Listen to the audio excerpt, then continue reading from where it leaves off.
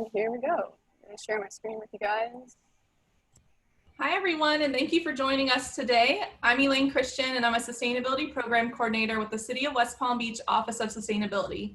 We've partnered with the Palm Beach County chapter of Surfrider Foundation to talk plastics with you today. Much of the planet is swimming in discarded plastic, which is harming animal and human health. We're finding more and more that the amount of plastic pollution in the environment has been massively underestimated.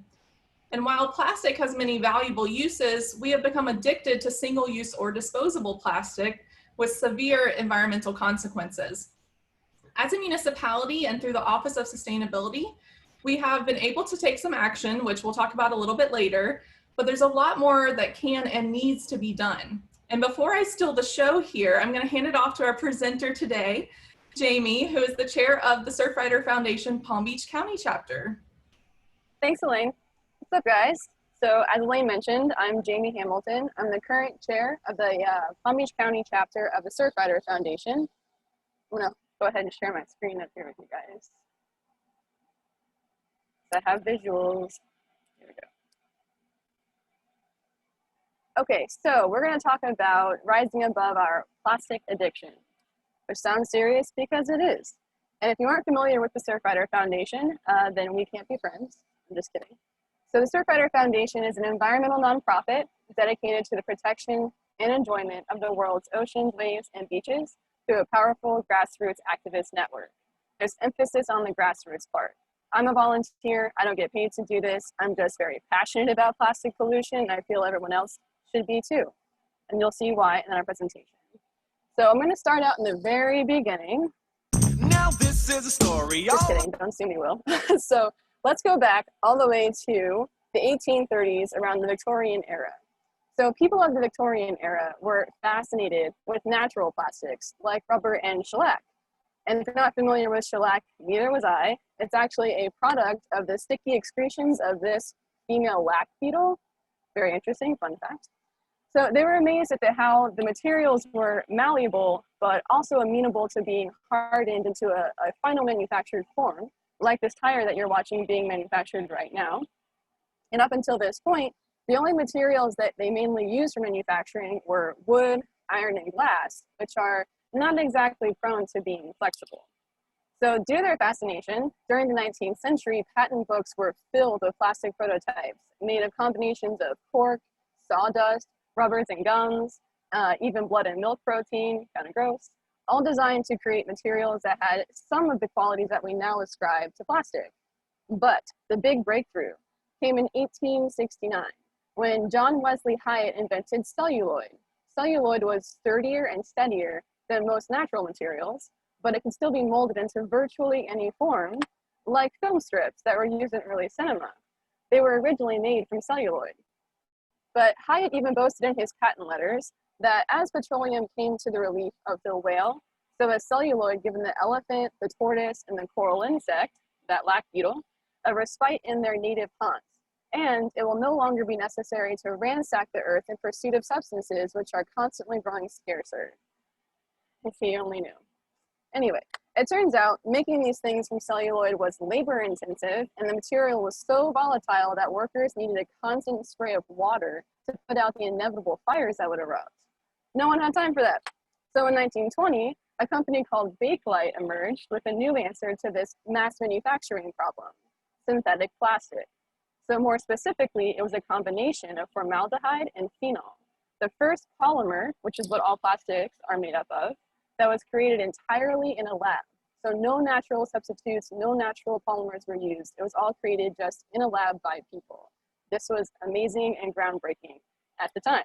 Thanks to Leo Baekeland's synthetic invention, during the 1930s, we saw an outpouring of new materials from around the world.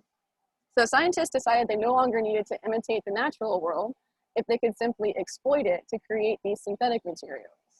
This is around the time when polystyrene and nylon and polyethylene were discovered, and around the time that DuPont trademarked their air-filled polystyrene product called styrofoam. But the one major difference between the thermoset plastic of Bakelite and the thermoplastics that are polystyrene, polyethylene products is the ability of thermoplastics to be molded and melted and molded over and over again, also known as recycling. So they had the right idea in the beginning. They kind of had this hope that this was going to work, and they didn't have any reason to believe that it wouldn't. So fast forward to where we are today, where over 90% of the plastics created are thermoplastics that will unfortunately not ever break down completely, but they're also not exactly being recycled, not all of them.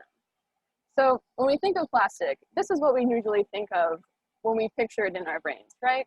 We think of plastic bags, and we think of plastic bottles, we think of plastic lids and straws and cups, and that's true. Those are a lot of the more prevalent items that are being used that are single-use plastics, so they're throwaway, not the ones that are actually being recycled. But what we should be thinking of is this. We should be thinking of fracking, we should be thinking of the pipelines, and we should be picturing the oil drilling, because that is what so often gets overlooked in discussions on plastic, is the fact that conventional plastic is actually made from fossil fuels. It's a product of the oil and gas industry. So basically, the oil and gas industry, they realize that making plastics from fossil fuel is only really cost effective for them when its components are used for plastic production are also used for energy production, like the gas that we use in our cars. So traditionally, plastics were made from petroleum byproducts. Like you see here, they're digging up the oil. But now they're commonly sourced from natural gas liquids, ethane and propane. So ethane is sent to a cracking facility, which we're looking at right now. Hopefully this doesn't look familiar to you, but it's made into ethylene here. So that is the foundation of polyethylene, which is the most common plastic in the world. It's frequently used for packaging, for bottles, synthetic clothing, and so on. A little fun fact, the term cracking comes from the process of using heat to break or crack apart ethane molecules. So over at dehydrogenation plants, like this one, propane is made into propylene, which is the foundation of polypropylene. This is another plastic that's commonly found in food packaging and vehicle manufacturing. Another fun fact, dehydrogenation is a chemical process that removes the hydrogen from, in this situation, propane molecules. So that's how we're getting plastic. You're looking at it right here. And you can imagine that that's a very dirty process, especially when we're thinking of clean or green energy. So you'd be correct considering the greenhouse gases that are emitted at each stage of the plastic lifestyle, beginning here, right at the very beginning of this lifestyle. And this is why plastic pollution is really, or plastic pollution and climate change are really two sides of the same coin. It gets left out in the discussion a lot on plastic pollution, but it's something that is a reality. So natural gas drilling, the extraction, and the transportation through pipelines all allow methane to leak into the atmosphere that traps more heat and drives more climate change. So there's also the dangerous, what they call volatile organic compounds, or VOCs, like xylene and other toxic chemicals, and even radioactive materials, which is crazy to me, that are unleashed into our groundwater and into our air supply. So it's also worth noting here that a 2019 study found that 79% of incinerators are located in Black, Indigenous, and people of color communities. The pollutant fumes that are produced by incinerating the plastic have toxic effects when they're inhaled, and the refineries are huge. I mean huge. And they're placed right next to family homes with many children, or even like single home families, but it's right next door, it's right outside their front door, and it's nearly impossible for them to not be breathing in these dangerous toxins. So, despite all of this research, the fossil fuels industry is so convinced that we'll keep quiet and will allow them to continue to profit off the destruction of our environment and our health that they already invested 400 new plastic processing facilities. So that investment increases their production by as much as 75% by 2022. That's 2 years from now. And that's about $50 billion invested in plastic production for the next 10 years. I can't even really fathom that right now when we're discussing a plastic pollution issue that we're having right in this moment. But even so, as it is, there's already an estimated of 8.75 million metric tons. That's 9.65 million tons of plastic entering our oceans each year from land-based sources. And there's at least 640,000 tons of what's called ghost gear from the fishing industry entering the ocean each year, most of which is plastic. So do you guys remember the floating plastic island, or they actually call it the Great Pacific Garbage Patch? Well, it turns out that scientists are discovering that it's increased its size by 100 times in the past 40 years. So I don't know if you guys ever seen the photos. I tried to put a GIF up here that would give you kind of an idea. If you're standing right kind of in the center of this garbage patch, you can't see anything out there for miles besides garbage. And it's that this GIF or this photo was taken 3 or 4 years ago. It's just insane to think about how many pieces of plastic are already here. And then the plastics, the petrochemicals industry, the plastic industry is planning on having 400 more plants to make even more of this plastic. I'd say we have enough. So even with that alarming stat, the largest concern with plastic pollution still remains being the result of other plastics photodegrading down into tiny pieces, or what we now call microplastics. And at less than 5 millimeters, microplastics are wreaking havoc on our oceans, from the zooplankton who are eating microplastics to the fish that eat the zooplankton. And then those fish come onto our plates. So it's estimated that there are more than 51 trillion pieces of microplastics floating around the ocean. And I believe that stat is actually a few years old. So it's insane to think about how much plastic is already in the ocean, right? And we see all these plastic bottles and we see all these plastic bags and the things that we kind of identify as plastic, but we're not thinking about the wrappers. We're not thinking about, you know, the shipping supplies, all these things that will eventually make their way into the ocean, break down into these tiny, tiny pieces that you're seeing here. And there's already proof. It's not like it might happen. It's happening now that these tiny microplastics are ending up in the fish that we eat and then ending up in our own bloodstream. So it's really important that we have that information in our brains of how this is our present situation when we're talking about plastics being pushed forward, when we should be talking about innovation moving forward. So the oil and gas industry is expecting increases, even still, in demand for these disposable plastics like soft drinks and packaging by millennials in developed countries, #attack, and growing consumer markets in developing countries. So what it essentially means is that most of the plastics manufactured in the US are already being planned to be exported to developing countries. But those developing countries' waste management services are not properly equipped to handle the trash that we currently create. So there's no way they'll be prepared to handle a surge in all of these non-biodegradable, plastic solid wastes. So as a product of extracting and refining fossil fuels for energy, the amount of plastic produced is influenced by the demand for and production of oil and gas. But if you think about it, that makes our fight against single-use plastic pollution even more compelling. So basically what the oil and gas industry is admitting is that they know that if we transition away from fossil fuels and towards renewable energy in a healthy climate, we also encourage industries to transition away from producing wasteful single-use plastics. So that's a lot of information, it's a lot to take in, but what do we do with it now? I think we have to first accept the fact that we cannot recycle our way out of this problem. For 25 years, the US was selling massive amounts of plastic waste to China, where it was cheaper for them to recycle. And the Chinese government stopped importing US recyclables around 2017 due to the plastic items being completely contaminated with food and waste, and left most of those items unusable. So now these shipments of plastic waste are sent to other Southeast Asian countries whose facilities are, like we mentioned, already overwhelmed, or going to continue to be overwhelmed. There are even cities in Indonesia right now that have resorted to openly burning the plastics that they can't recycle. And if you've gotten anything out of this presentation, you understand that burning those plastics is releasing those toxins into the air. And when I say that they're burning them out in public, or like in the open, they're in someone's backyard. They're probably in their own backyard. There's a lot of this mentioned in a documentary called The Story of Plastic, which I highly recommend watching. But it's insane to think about where we are now and how we've gotten this far. But it doesn't mean that we don't have any solutions just because recycling isn't our only savior, right? So what are we going to do about it now? Well, now we take small strategic steps forward in our community. For example, supporting local bans on harmful single-use products. So support can look like a lot of things. Support can be an email full of resources on the cycle of plastic from its production to its waste, attending city, town, or council meetings, including the time that we attended the city council meeting for the city of West Palm Beach's single-use plastic straw ban. That was a huge step for anybody to take. We had a lot of people that were involved in that, but that show of support is much more, I wouldn't say important, but it's more effective in the minds of making, you know, small changes that lead to bigger changes.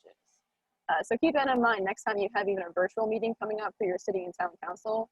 It's important to even be present, just listening and being aware of what's going on. Also, if you want to go ahead and call your elected officials, that makes a huge impression as well. They want to hear from you. They want to know what's going on.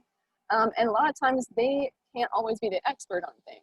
So it's okay for you to be the expert, and it's okay for you to call them and tell them, you know, this is what's going on with single-use plastics, and it's much worse than maybe you know.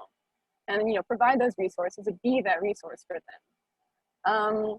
You can also ask them if they have any plans for a polystyrene ban, which is something that our chapter is also working on, along with Oceana and Book of Save Our Beaches and Generation Blue and all these other amazing organizations that are in this county. We're working with the city right now, West Palm Beach, trying to get our city commissioners to understand the serious need for a polystyrene ban on our city property. If you want to get involved with that, which I really impressed on you that you should, then we have information at the very end of this presentation. All contact information will be there for you, and I'll leave that up for you to see. But anyway, moving on. So the next thing you can do on a small kind of local level, especially on a grassroots level, is support your ocean-friendly restaurants in your city or your town and businesses that avoid plastic waste. If you don't know what an ocean-friendly restaurant is, you should. I'm just kidding. Surfrider Foundation created the Ocean Friendly Restaurants program, and they have these 5 main criteria for the program. So they have a no expanded polystyrene where foam is used. That includes those foam takeout boxes or those kind of foam cups that you see usually at like gas stations and things like that. They have to also have proper recycling practices being followed. They only offer reusable foodware. Sorry, I'm losing my spot. They only offer only reusable foodware is used for on-site dining. That's correct. Okay, no plastic bags are offered with takeout or to-go orders, and utensils are provided only upon request. For me personally, that's a huge one. We've been eating out a lot more because of COVID, and unfortunately, they constantly want to automatically throw in the plastic utensils. And not only do I have bamboo utensils, but I'm going home.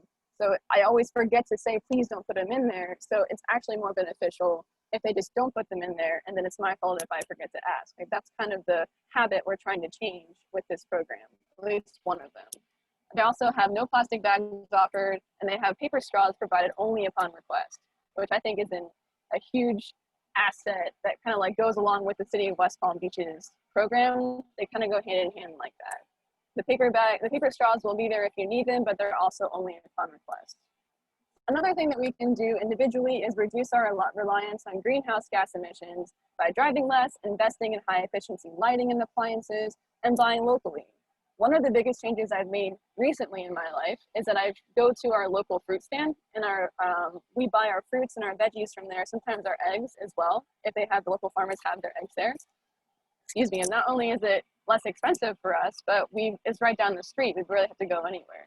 So you're not spending that money or sending those emissions from your car into the environment. You can also adopt the single-use plastic-free lifestyle. So you can invest in reusable cups and reusable cutlery, like the bamboo that I mentioned earlier. You can purchase loose produce instead of packaged produce, which for me was a lot easier to do once we switched over to shopping from our local green markets and our local produce stands. Even in somewhere like Whole Foods, they also have their produce wrapped in plastic. It just looks a little different. It's those like plastic mesh nets. It's still plastic and it still makes me insane. So if you do it, plan on having a kind of plastic-free lifestyle, it won't be the most easy thing to transition to, but there will be options for you to take. Also saying no to plastic straws, bags, bottles, and takeaway containers. But if there's anything that you get out of this presentation, if there's anything you really walk away with that is pressing, that needs to be done, I really, really encourage you to contact your federal leaders and ask them to co-sponsor the Break Free from Plastic Pollution Act. The Break Free from Plastic Pollution Act is a bill that will do a huge favor to the environment, right? Like there's a link that Elaine is going to share in the chat box right now And it's also going to be included in the follow-up emails that you'll receive after this presentation.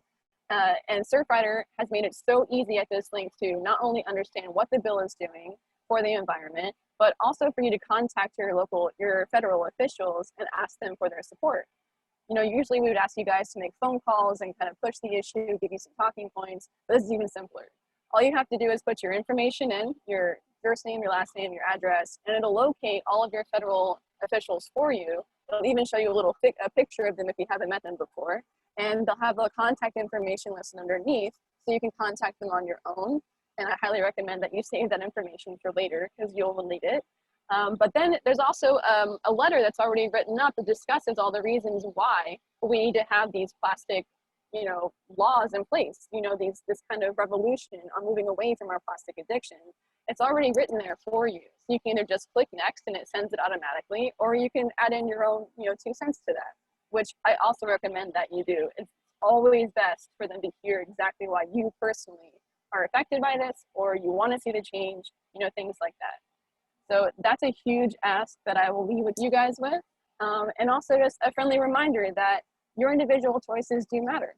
Your individual actions do make a difference. The only way we're going to see a shift in something on a larger scale is when we start small, when we start with our own individual actions, and then we spread those information to our friends, and we encourage our friends and family to make those changes too. And then, you know, we speak to our local officials. We get our local community in our own cities and our own towns to understand the problem first, to be aware of the issue, and then we can all move forward together. I think the biggest thing that we can all do is just keep this dialogue going. Keep talking about the plastic that you're seeing in your areas. Keep sending those photos to your county officials or your city officials and showing them that the problem doesn't go away just because we're not talking about it.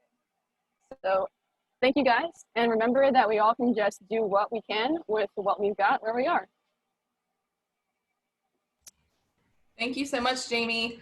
I did want to just share a little bit about what the city of West Palm Beach has done so far. And then I do want to dive into questions because we do have some really good ones for you. Let me go ahead and share my screen here.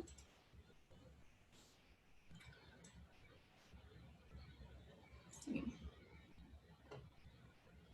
Is it gonna pop up? There we go. Can everyone see my screen? Jamie, is it up? Yes, I see it. Okay, great. So on March 11th in 2019, we did pass our plastic straw and stir ban for the city of West Palm Beach, and we gave our businesses and residents 6 months, a little over 6 months actually, to adjust to that change, and to also provide time for us to, did you see my dog run? So cute. I just got a package apparently.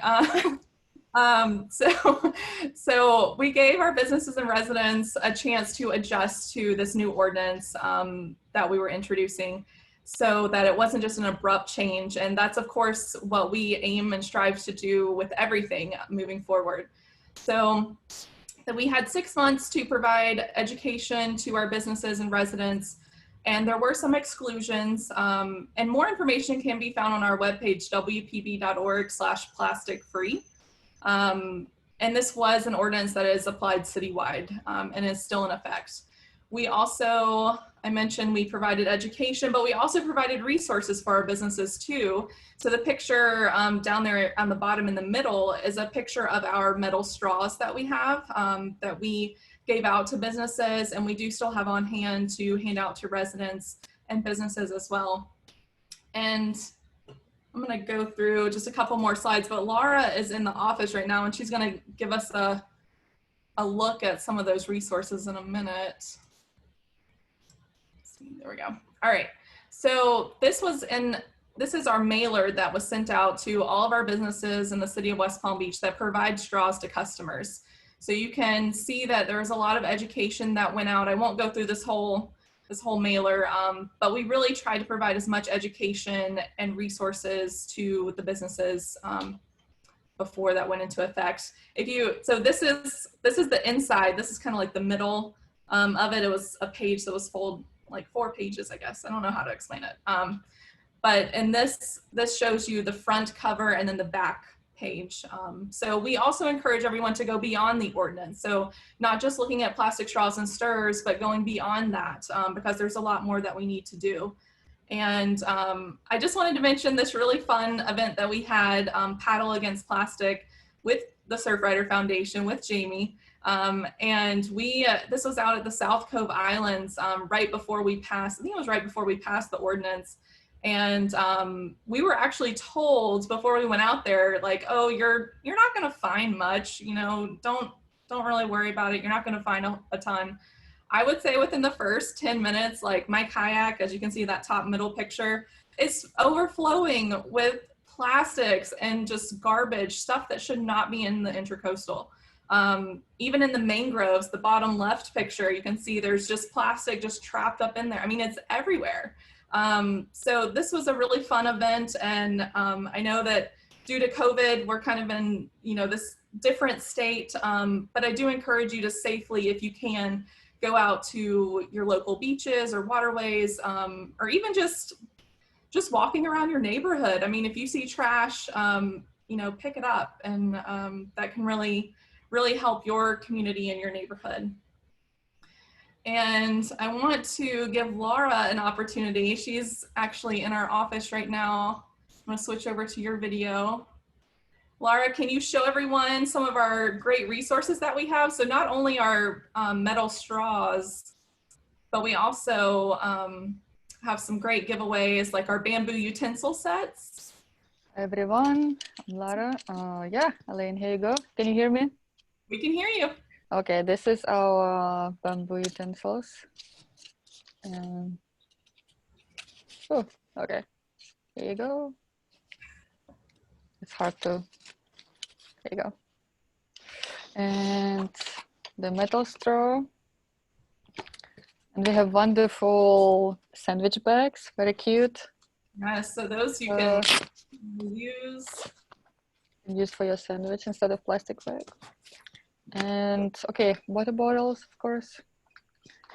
And this one is very nice bag, nice to go to the beach, and is made of the plastic bottle. It used to be plastic bottle before. So. Thank you, Laura. You're welcome. So those are all items that, you know, we try and get out to the public so that you guys can use them, you know, in your day-to-day lives. So that when you go to the grocery store, you can use that reusable bag instead of taking the plastic bags. You know, I always keep a bunch in my car with me, but all great resources. And I do want to get to questions though really quickly. I know we're running a little past 12:30 now, so I want to get to questions. If I don't knock my computer over. So let's see. Jeff asks, what are your thoughts on roadways made with plastic particles? Jamie. Well, I actually haven't thought much on that, but I think my initial reaction is this is a great way to use the plastic we already have now that isn't going to go anywhere. I would just caution kind of encouraging the idea of, well, we can continue to use plastics because we'll just make roads out of them. That's not really the answer we're looking for, we as in a collective, we on this planet. But I think if that's a solution to kind of solve the one problem of what we have already existing, I'm totally down with it. Okay. Susan asks, I've never used Grubhub, Uber Eats, DoorDash, or other food delivery services. Does anyone know if there's a way to ask for no utensils? If not, can we start a campaign to have them add this option? The answer is yes, we can always start a campaign. And we need you behind us, for sure. But I don't think I've used DoorDash. I've definitely used Grubhub before, even recently because of COVID. And in the little box where it says any special instructions, or I think they're kind of meaning, you know, how do I get to your door? I always take advantage of that to say, no plastics, please, none whatsoever. Sometimes I have to list out actually exactly which ones I'm talking about, because if I say no plastic bag, I'll still get a plastic, you know, like sauce container. And then that's kind of confusing to me. So I'm like, okay, I guess it's my fault. I didn't say all of them. So now I just say, no plastic, please. And the one time that I did use it, they didn't have a bag, didn't have utensils, you know, they saw that message. But I can't speak for all of those programs because I've only used one app before. But I'd say that would work. I know on Uber Eats, they have that as well. I have not used the other ones, but Catherine just dropped in our chat box that you can also ask your Instacart shopper to not use plastic bags too. So that's a pointer. So I would just say look for those. They're kind of small. It's kind of like a small little box area, kind of hidden almost, but you got to keep your eyes peeled for that because it is on there. And I actually have had restaurants who do not you know, abide by my request. And I've just given them a call and say like, you know, what can I do in the future to make sure that this doesn't happen? And I think that often spurs that conversation with their employees to say, hey, we really need to pay attention to that. It's a really good point. I was just going to say the same thing. I've had to call sometimes, which for me kind of gives me this anxious feeling, but we'll get through it. Don't be scared to call. That's what we got to learn. So Catherine asks, does the city of West Palm Beach have a climate action plan that includes reduction of single-use plastic waste? Does Palm Beach County have a climate action plan that includes reduction of single-use plastic waste? If not, do you know if they are writing/revising a climate action plan? And I actually have my supervisor, Penny Redford, is on our call today, and I'm going to see if maybe she can unmute and answer that by any chance. Penny, are you able to access your microphone?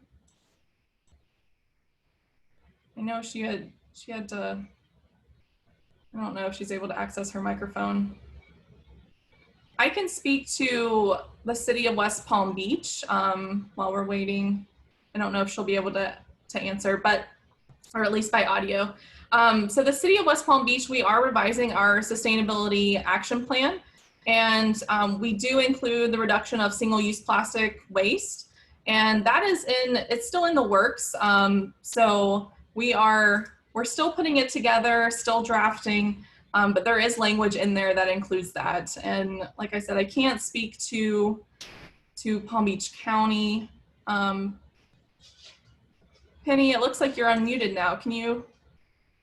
Are you here? Maybe not. Okay, we'll move on. We'll move on to the next one. So Mila says Whole Foods still using plastic utensils in all its stores. How come they haven't adjusted? I don't know. That's a really great question because every time I go there to eat, I also notice the same thing. I mean, I've gotten to the habit where I stick bamboo utensils in my purse or my backpack, and I literally just never leave the house without them. But I know that's not always an option for everybody. Not everyone can afford even that extra, you know, item that they need to purchase on top of their groceries or on top of school supplies or things like that. So in those situations, they kind of are left up to the mercy of these stores who are offering these options for everybody. I think when it comes to that, the best thing we can do is make those phone calls. Like Elaine mentioned before, you know, if you're not getting a response or if you just don't see an actual action being taken by these places, even if they're, you know, corporate places like Whole Foods, you can still contact that store and let them know that you are someone who comes here and spends their money. You want to continue to, but you don't appreciate them contributing to this plastic pollution. You know, at least if you have your phone call, if you have some friends' phone calls, if you know, in a sense, start a campaign. But you can start slow like that. You can start slow by making your point, you know, one person at a time, and then growing the voices louder, and then if necessary, bringing it to even, you know, your city and bringing up the issue with them. It all comes down to, if you see the issue, you might as well do what you can in that moment, which is talking to the person who is managing that store, or the person who is managing the food department, and making it clear that, you know, maybe no one has made this complaint before. Maybe no one's even actually said to them that we care if you have plastic utensils. You just never know. So it's worth speaking up. Thank you, Jamie. It looks like Penny was able to join by phone. Penny, are you there? I'm here. Can you hear me? I can hear you. Oh, thank goodness. I was unmuted everywhere I could figure earlier, and I still couldn't talk. Sorry, guys, I'm not on screen. I tried to join with video, and it kicked me out of the whole session. So, but yes, Catherine, we do have a sustainability action plan. We've included plastic reduction in that. And we are well, what I should say is we are updating our original sustainability action plan.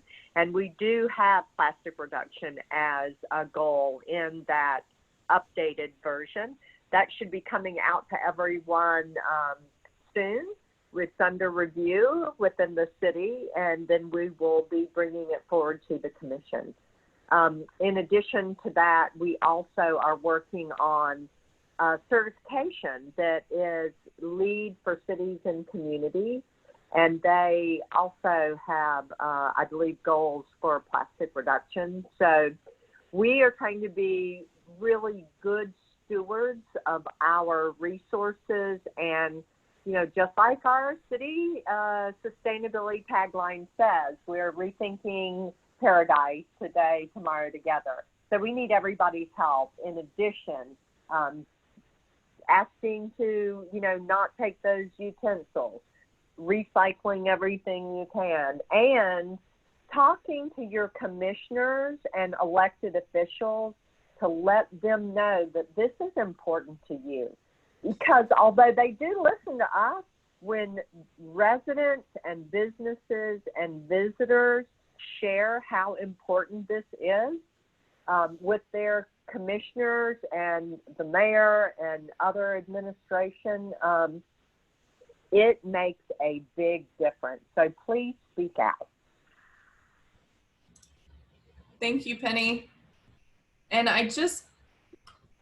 Jamie posted it as well. The link to the polystyrene ordinance and how to reach out to your city officials. Definitely take a look at that link. It has a lot of great information on there. I do want to get to one other question really quick. Michelle asks, will we ever be able to clean up all of the plastic? Jamie, what do you think on that? I always strive to be very positive about things, but I think the answer to that one is no. I don't think it'd be possible. At least, I think the first step, I think the focus should be first stopping the plastic production at its source, focusing on that first, and having our attention on the kind of innovations and alternatives that are available or that we can create, so that we at least kind of shut off the valve, you know, and then we can deal with what we already have kind of in the bucket. But I don't think that it'd be possible for us to simultaneously find these alternatives and these innovations if we're still producing all of this pollution.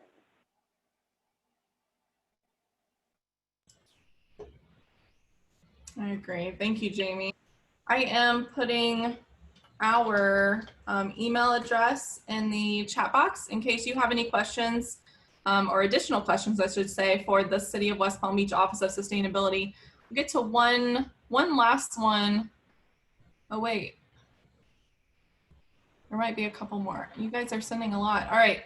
Mila says, how about big containers in the city main spots for different material recycling? In Europe, they have these big containers. I'm not very familiar with Europe. Are you, Jamie or Penny? I think you're still on too.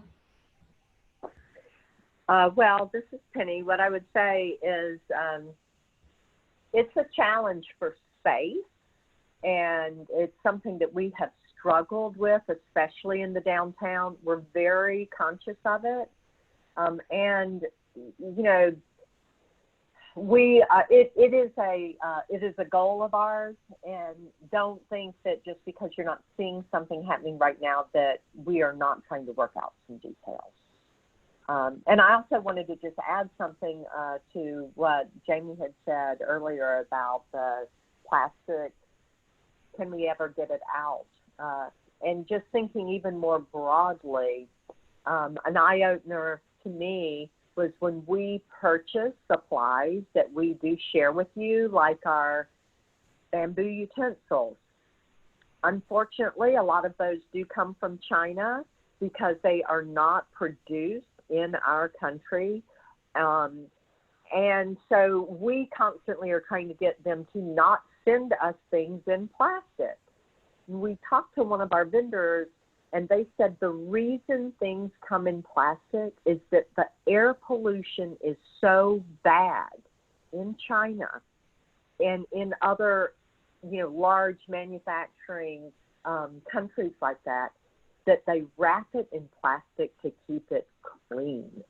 And that was such an eye-opener to me. So even though we're talking about plastic today, we need to look at all of the interconnections of climate change, greenhouse gas emissions, and of course, you already heard from Jamie, the connection of plastic and fossil fuels, but think about, that air pollution is coming from manufacturing, from vehicles, and that is even causing more plastic to be used. So I sort of agree with you, Jamie. I wish that we could think that we could get all of the plastic out, and especially I think the microplastics are going to be the most difficult. Thanks. And Catherine just asked, does West Palm Beach recycle glass? And the answer is yes. SWA, Solid Waste Authority for Palm Beach County, they do accept glass, and they do recycle it. And I dropped that link in the chat box as well. So how about giving classes to the younger generations? This is from Amila. I can't see the whole name, I think. And that, that is definitely something that we are focusing on as well with the city of West Palm Beach.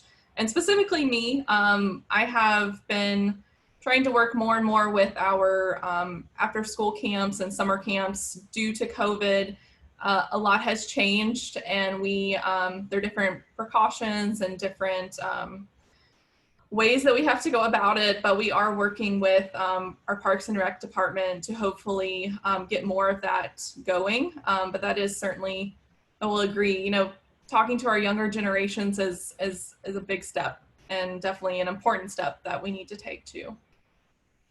For sure. And the Surfrider Foundation also has a youth club that we've been trying to get started for a while now, but we're all grassroots run, so we are all volunteers taking our time to take these programs on and run them. So if maybe Mila, I'm sorry, whichever way that you say that, if you'd like to run that program, contact me. I'd love to get you involved with that. Or if you know someone who could kind of take on that program and run with it, we have all the resources. We can back you up. I have no problem partnering with people. I also have my hands in a lot of other honey pots, so I will do my best to get you started and get the resources that we have that are available for you. But definitely, we would love to be more in contact and more involved with the younger generation. And Jamie, I don't know if you did in the past, I've been trying to keep up with the chat box, but if you can drop maybe your email address in the chat box for everyone. For sure.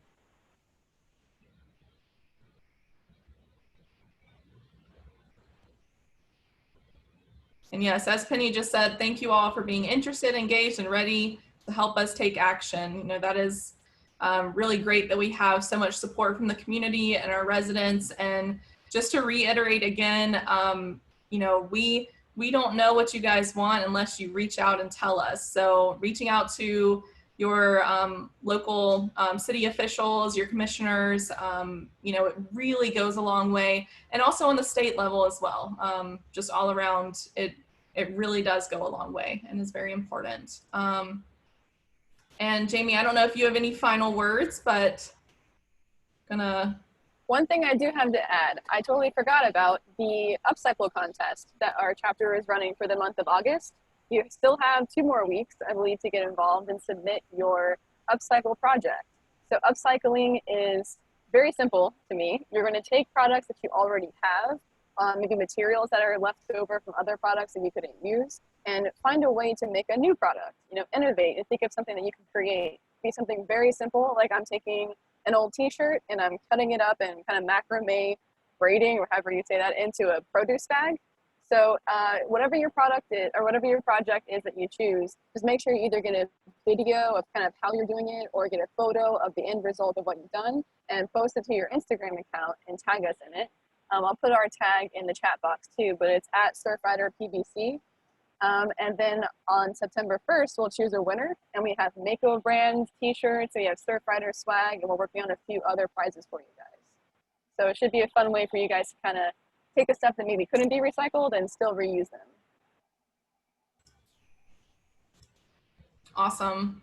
Well, I want to say thank you, everyone, for attending today, and again, for being so engaged. We've gotten a lot of great questions, and I hope that, you know, after this, you maybe reach out to your friends and family and discuss the presentation that you saw today and information that you learned. I will, once we wrap everything up, I'm going to upload this presentation to our YouTube channel. And since you registered through Zoom, I do have your contact info. So I'm just gonna send one email out to everyone, letting you know the links, the important links that Jamie has shared, and also a copy or the link of the recording from today's presentation, so you can share it if you'd like. And with that, I also want to give a big shout out to Jamie. Thank you so much for being with us today and providing so much great information. We are going to have another presentation with Jamie, I believe, Ocean Friendly Gardens. Are you going to be the presenter, Jamie? It will be with Surfrider Foundation. And that, oh gosh, do I have the date here? I don't have the date here, but In September. It is in September.